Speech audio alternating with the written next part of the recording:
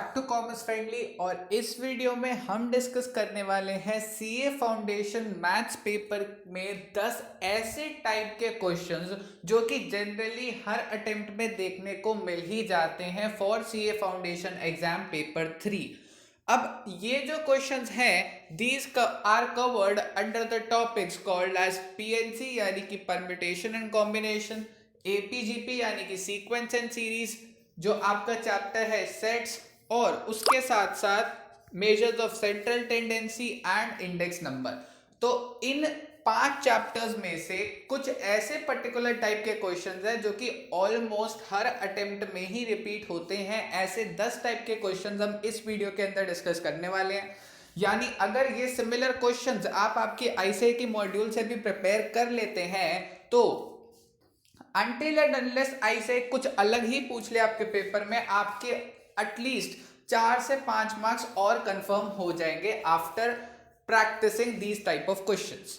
ठीक है, सो बिना टाइम वेस्ट करे सीधा स्टार्ट करते हैं with these type of questions. But before that, किसी भी बंदे ने अभी तक टीवीएम की कैलकुलेटर ट्रिक्स नहीं देखी हैं, रेशोज के स्पेशल जो सॉल्विंग ट्रिक्स हैं नहीं देखी हैं, या फिर बाकी जितनी भी मैंने कैलकुलेशन ट्रिक्स बताई हैं फॉर द मैथ्स पेपर, तो वो चाहे तो डिस्क्रिप्शन बॉक्स में मैथ्स की मैराथन की प्लेलिस्ट है, आप जाकर वो वीडियोस देख सकते हैं। फाइन, तो चलो स्टार्ट करते हुए type 1। Okay, so first we begin with permutation and combination. अब परम्यूटेशन एंड कॉम्बिनेशन की बात करो तो इस चैप्टर से you can expect at least 4 to 5 marker questions, 4 से 5 मार्क्स के क्वेश्चंस एटलीस्ट आते हैं इस चैप्टर से। एंड बात करूं अगर मैं इस चैप्टर की, तो इस चैप्टर के वो 4-5 क्वेश्चंस में से ऑलमोस्ट 3 क्वेश्चंस होते हैं जो फॉर्मूला बेस्ड होते हैं, और 2 क्वेश्चंस होते हैं जहां पर थोड़ी सी कहानी बनाकर फिर आपसे आंसर निकलवाया जाता है।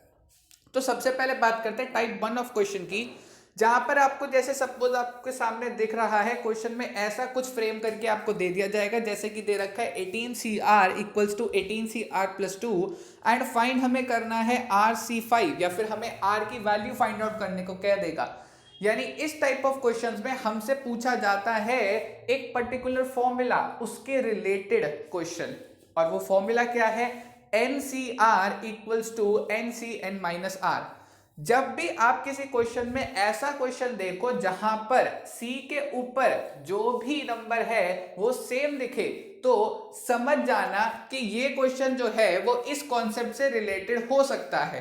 एंड आपको श्योरिटी हो जाएगी अगर आपको ऐसा क्वेश्चन दे रखा है जहां पर C के खोपड़े पर जो नंबर है वो इक्वल्स टू के दोनों साइड सेम है, प्लस आपसे किसी एक वेरिएबल की वैल्यू पूछी गई है, चाहे वो n की हो या r की, मतलब यहां पर यही फॉर्मूला लगने वाला है। अब क्या फॉर्मूला है, NCR इक्वल्स टू NCN-R। तो what we can do is कि दोनों साइड में से किसी भी एक साइड ये फॉर्मूला लगा दो। मैंने राइट हैंड साइड लगाई तो फिर क्या बन गई हमारी equation, 18CR equals to 18C 18 -R-2। अब इसके बाद फिर हमें क्या करना है, हम जो भी इनके जो सबस्क्रिप्ट दे रखे हैं, यानी एक तरफ दे रखा है R और एक तरफ दे रखा है क्या, 18 -R-2, उन दोनों को इक्वेट कर देंगे, इक्वल्स टू डालकर R की वैल्यू निकाल देंगे, which comes out to be 8। कुछ क्वेश्चन में आपको सीधा सिर्फ R ही पूछने को कहा जाएगा, बट इस क्वेश्चन में उन्होंने थोड़ा सा आगे जाके कह दिया कि चलो अब इसके बाद RC5 भी निकाल दो, तो 8C5 की वैल्यू निकाल देंगे, which comes out to be 56। One of the main topics जहां से क्वेश्चन जो है वो ऑलमोस्ट हर अटेम्प्ट में बनता ही है। Plus another important thing is that कि पिछले अटेम्प्ट में जितने भी आए थे पेपर्स जो थे मेमोरी बेस, उनमें इस टाइप का क्वेश्चन जो है वो नहीं दिखाता among every memory based paper which I have seen. So chances है कि इस बारी तो ये टॉपिक कवर होगा ही आपके पेपर में। तो since there are bright chances, तो इस टॉपिक से रिलेटेड 1-2 क्वेश्चंस मॉड्यूल के सॉल्व करके देख लेना। सेकेंड टाइप में क्या होता है, जैसे कि यहां पर आपको दे रखा है NCR, वैसे ही साइमल्टेनियसली NPR के 2 रेशियोज बनाकर दे देंगे। जैसे कि इस क्वेश्चन में दे रखा है कि 56PR+6 is to 54PR+3 equals to 30,800 is to 1। Find करना है R। तो what you have to do is just इस रेशियो को हमें सॉल्व करना है। अच्छा जी, अब सॉल्व कैसे करेंगे पहले ये बताता हूं एंड फिर दूसरी बार में ये बताऊंगा कि शॉर्ट ट्रिक कैसे लगेगी। सॉल्व जब कर रहे हैं तो हम पूरा फॉर्मूला लगाएंगे। क्या है formula? N P R equals to N factorial upon N minus R factorial. लगा दिया फॉर्मूला तो 56 factorial divide by 56 minus R minus 6 factorial whole divide by 54 factorial divided by 54 minus R minus 3 factorial equals to 30,800 is to 1। तो अब क्या आ गया? 56 factorial upon 50 minus R factorial. नीचे को हमने क्या करा, ऊपर जाके रिवर्स कर दिया तो 51 फैक्टोरियल डिवाइड बाय 54 फैक्टोरियल। तो काट पीट कर हमारा आंसर आ गया 41।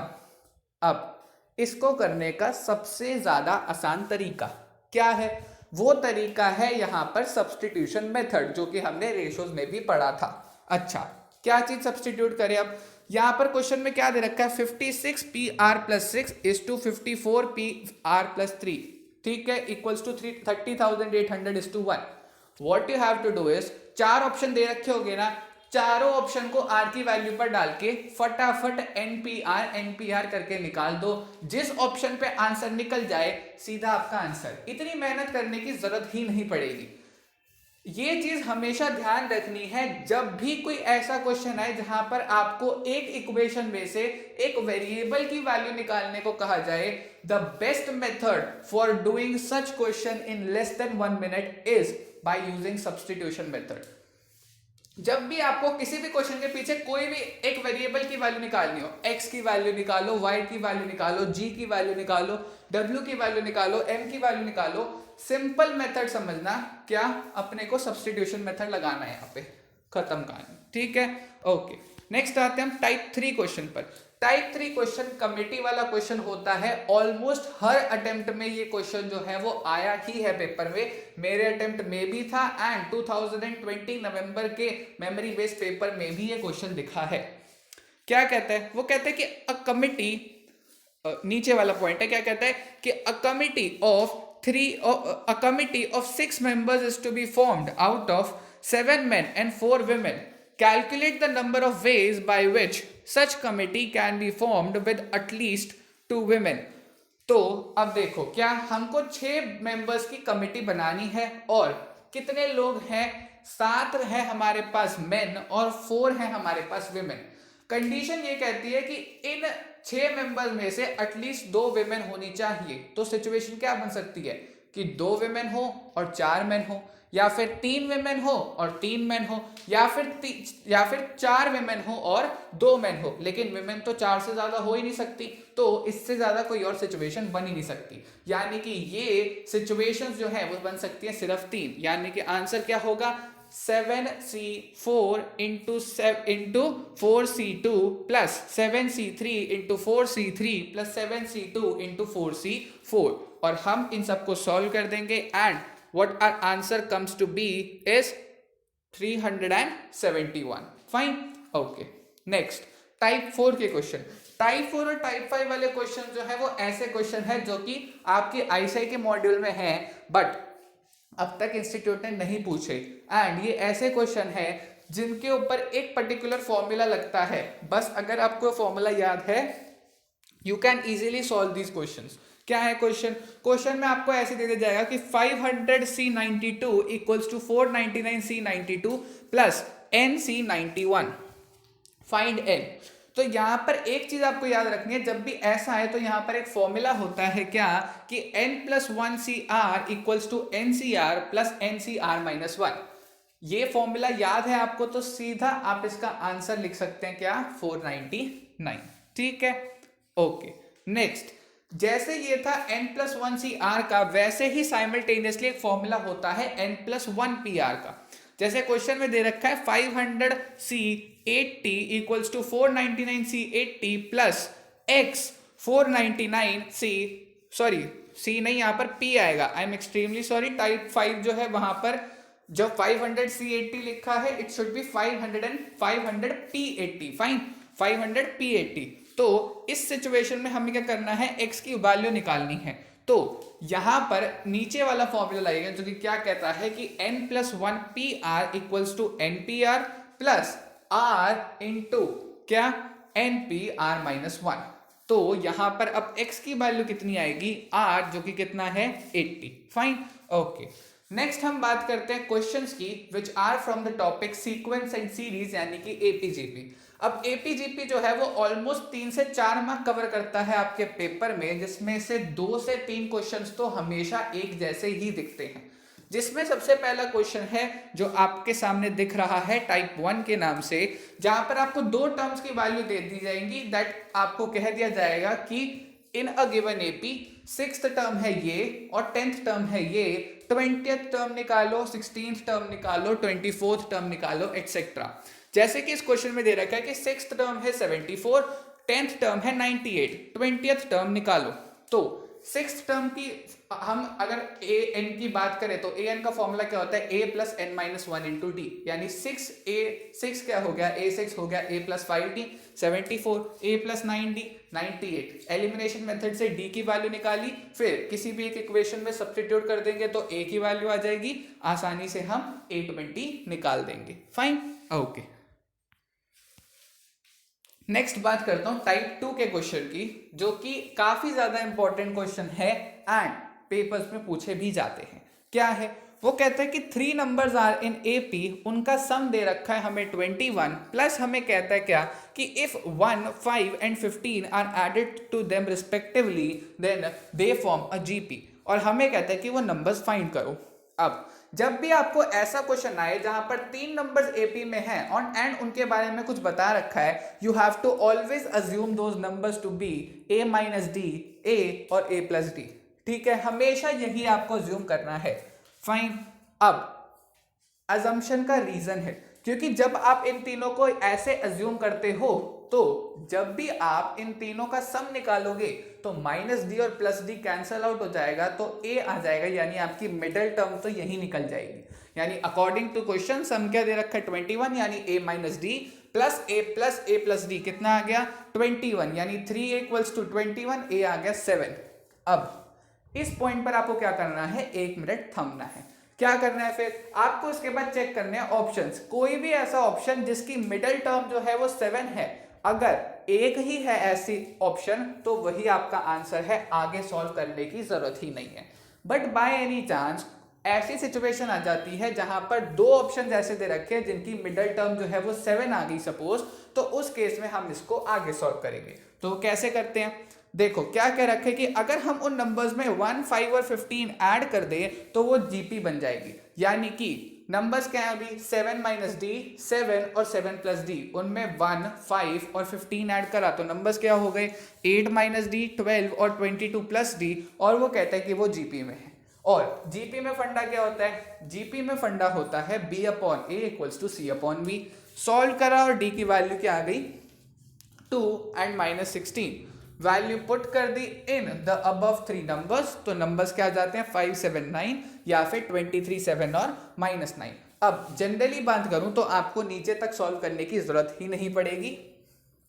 क्वेश्चन जो है जहां पर आपने ए की वैल्यू निकाल ली, उसके बाद अगर आप ऑप्शंस को ध्यान से देखेंगे तो जनरली सिर्फ एक ही ऑप्शन आपको दिखेगा जहां पर उसकी मिड वैल्यू जो है वो आपके ए के बराबर होगी, तो सीधा आप बिना चिंता करे उसी ऑप्शन को टिक कर सकते हैं। Fine, okay. नेक्स्ट बात करते हैं टाइप 3 की। टाइप 3 होते हैं ऐसे क्वेश्चंस जहां पर एपी की जगह बस जीपी बना दिया जाता है और हमें कहते हैं कि 3 नंबर्स आर इन जीपी, उनका प्रोडक्ट जैसे सपोज दे रखा है 729 और उनका सम दे दिया हमें 39। ठीक है, हमको क्या करना है, फाइंड करना है उन नंबर्स को। इस सिचुएशन में जब भी ऐसा क्वेश्चन आता है तो 3 नंबर्स जब एपी में दे रखे थे तब हमने क्या लेट करे थे ए माइनस डी, ए और ए प्लस डी। जीपी में हम क्या लेट करते हैं, जीपी में हम लेट करते हैं क्या ए डिवाइड बाय आर, ए और ए आर। ठीक है, रीजन क्या है कि जब हम उनका प्रोडक्ट निकालेंगे तो एक आर डिवाइड हो रहा है, एक आर मल्टीप्लाई हो रहा है, तो वो दोनों कैंसिल हो जाएंगे एंड हमारा जो आंसर है हम ए की वैल्यू निकाल सकते हैं। तो हमें ऑलवेज इन्हें क्या अज्यूम करना है, जब भी ऐसा क्वेश्चन दे रखा है तो हमें अज्यूम करना है ए बाय आर, ए और ए आर। तो अकॉर्डिंग टू क्वेश्चन प्रोडक्ट जो है हमने उस इक्वेशन में डाली इन तीनों की वैल्यू, तो हमारा ए आ गया 9। जैसे ही ए आया 9, फिर क्या करना है, हमें क्वेश्चन की तरफ जाना है, ऑप्शन चेक करने हैं, जिस भी ऑप्शन की मिड वैल्यू जो है वो 9 आ रही है, मतलब वही आंसर होगा। बट जब भी जीपी का ऐसा क्वेश्चन आता है तो वहां पर आपको एक से ज्यादा ऑप्शन की मिड वैल्यू में 9 दिखने के चांसेस हैं, तो हमें उसे आगे भी सॉल्व करना पड़ेगा। क्या है अब आगे, अब हम क्या करेंगे, उस ही a divide by r, a और a r, उसमें a की जगह 9 डालकर हम उसे नेक्स्ट इक्वेशन यानी सम वाली इक्वेशन जो है उसके अंदर पुट कर देंगे, तो उससे हमारी r की वैल्यू आ जाएगी which comes to be 3 and 1/3। तो हमारे नंबर्स क्या हो गए, 3, 9 और 27, या फिर 27, 9 और 3। Fine, okay. नेक्स्ट अगर मैं बात करूं चैप्टर सेट्स की, तो चैप्टर जो है हमारा सेट्स, उससे एक क्वेश्चन है जो कि ऑलमोस्ट हर अटेम्प्ट में ही देखा गया है, और ये क्वेश्चन जो है it is one of the favourite questions. अगर मैं बात करूं तो आपकी एनसीईआरटी जो होते क्लास 11 की, उसका one of the favourite question है जो कि आपसे आईसीआई भी पूछ लेता है मैथ्स एग्जाम में। क्या कहते हैं, वो कहते हैं if the number of subsets of a set A are 112 greater than the number of subsets of set B, find the number of elements in both sets. जब भी ऐसी सिचुएशन आए, सबसे पहले क्या करा हमने, लेट कर लिया कि उन दोनों सेट्स के अंदर एलिमेंट्स हैं एक्स और वाई। उसके बाद हमें क्या करना है, हमें एक इक्वेशन बनानी है। क्या, जब भी सबसेट्स की बात आए तो इक्वेशन बनती है क्या, 2x minus 2y equals to difference. Difference कितना है, 112। उसके बाद हमें क्या करना है, ऑप्शन डिस्कार्ड मेथड लगाना पड़ेगा, यानी जो ऑप्शंस दे रखे हैं, जैसे ऑप्शन दे रखा है 8, 4, 5, 3, तो वो हम क्या करेंगे, उसको हम x और y की वैल्यू में डाल के आंसर निकाल देंगे।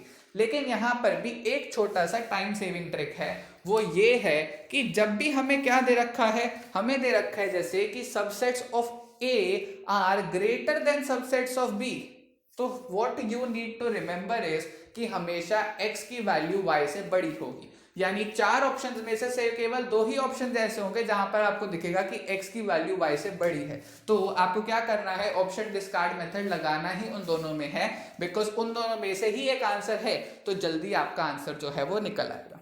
फाइन, नेक्स्ट मैं बात करता हूं मेजर्स ऑफ सेंट्रल टेंडेंसी के एक ऐसे क्वेश्चन की जो ऑलमोस्ट हर अटेम्प्ट में आता है, and that question is the relationship between arithmetic mean, geometrical mean and harmonic mean.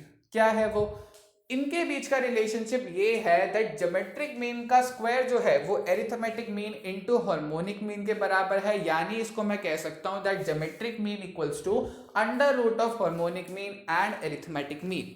अब क्वेश्चन में कह रखा है अरिथमेटिक मीन है 16, ज्योमेट्रिक मीन हमें निकालना है, और हार्मोनिक मीन है 81। तो ज्योमेट्रिक मीन क्या हो गया, under root 16 into 81 which comes out to be under root 1296, यानी कि हमारा ज्योमेट्रिक मीन आ गया कितना, 36। Fine, okay. नेक्स्ट बात करते हैं इंडेक्स नंबर की। तो इंडेक्स नंबर से आने वाले प्रैक्टिकल क्वेश्चंस में से एक फेवरेट क्वेश्चन है इंस्टीट्यूट का, जहां पर वो आपको दे देता है लास्ट पेयर से फिशर्स या फिर पार्शियल इंडेक्स जो है उनमें से कोई 2 इंडेक्स आपको दे देगा, एंड आपको कहेगा कि तीसरा फाइंड आउट करो। तो here what you need to learn is the formula, जो कि क्या है कि फिशर्स का जो इंडेक्स होता है it is always square root of last pair से एंड पार्शियल, यानी तीनों में से अगर कोई 2 दे रखे हैं एंड आपको तीसरा निकालना है, then you have to substitute those values in this formula. जैसे कि इस क्वेश्चन में दे रखा है कि लास्ट पेयर से इंडेक्स है 96, पार्शियल इंडेक्स है 121.5, फिशर्स का इंडेक्स हमें फाइंड आउट करना है, तो वो क्या होगा, under root 96 into 121.5 which comes out to be 108। तो इसी के साथ हमने खत्म कर लिए हैं almost 10 to 11 type of questions जो कि जनरली पूछे जाते हैं in the practical portions of the paper 3 CA foundation exam maths LR and stats। ठीक है, आपको क्या करना है, अब you just need to open your module, similar type of questions एक एक भी करके देख लो तो बहुत बढ़िया हो जाएगा, because it is highly expected कि एटलीस्ट 4 से 5 टाइप ऑफ क्वेश्चंस इन जैसे तो आ सकते हैं आपके पेपर में। सो 4 to 5 मार्क्स और ज्यादा कंफर्म हो जाएंगे, तो हम जिनको पासिंग मार्क्स लाने में थोड़ी दिक्कत है वो आराम से पास हो सकते हैं, and those who wish to score well marks they can even move ahead in doing that. Fine, I hope this video has been beneficial for you. अगर वीडियो पसंद आई हो तो don't forget to like, share and subscribe. Thank you very much.